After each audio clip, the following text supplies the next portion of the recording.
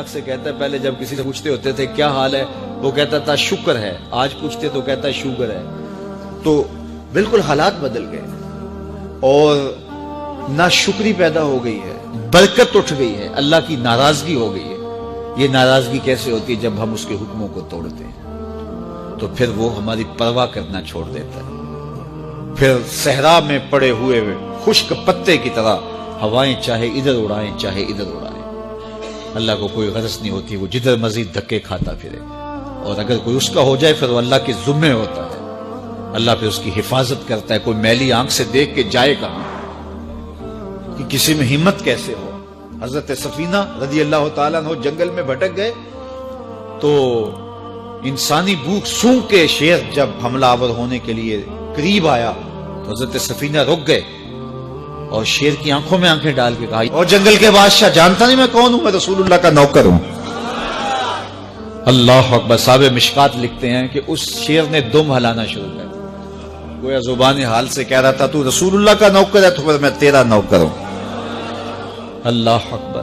تو ہم جب ان کے نہ رہے تو پھر زمانہ ہمارا نہ رہا، تو یہ نتیجہ ہے گناہوں کا۔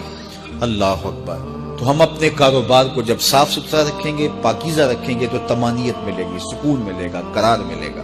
اللہ کے محبوب علیہ السلام کے ایک صحابی گھوڑا فروخت کر رہے ہیں تو ایک صحابی اور آئے تو انہوں نے کہا کہ یہ گھوڑا بیچتے ہو؟ کہا ہاں بیچتا ہوں۔ کتنے کا؟ کہا 500 درہم کا۔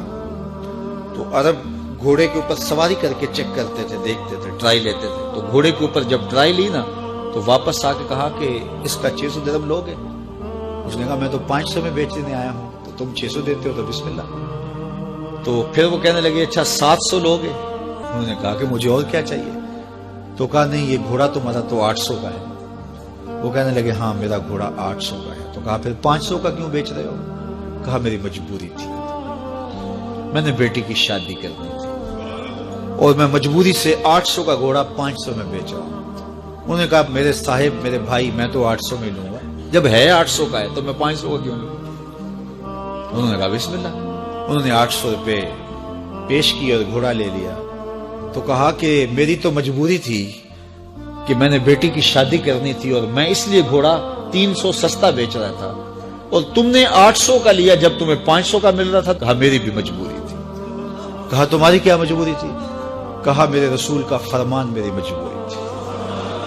کہا کیا رسول اللہ کا فرمان ہے؟ کہا ہمارے رسول نے ہمیں سودا خریدنے کا حکم دیا ہے، کسی کی مجبوری خریدنے کا حکم نہیں دیا۔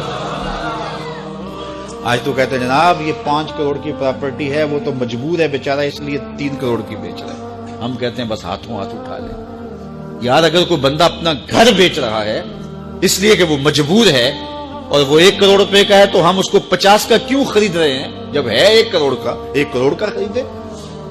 اور جو ساری زندگی لوگوں کی مجبوریاں خریدتے ہیں، فلاں پراپرٹی فلاں کی مجبوری سے خریدی، فلاں پراپرٹی فلاں کی مجبوری سے خریدی، کچھ لوگ اس طاق میں رہتے ہیں کوئی مجبور ہو تو اس سے خریدیں۔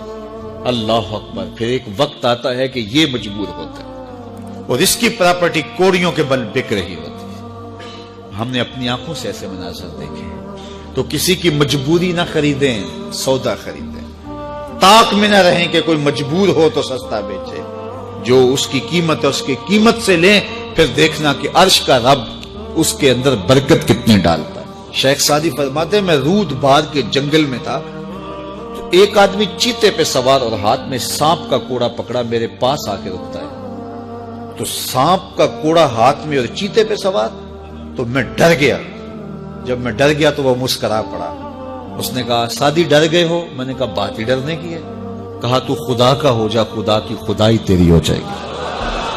تو اس کا ہو کے تو دیکھ، زمانہ تیرا ہو جائے۔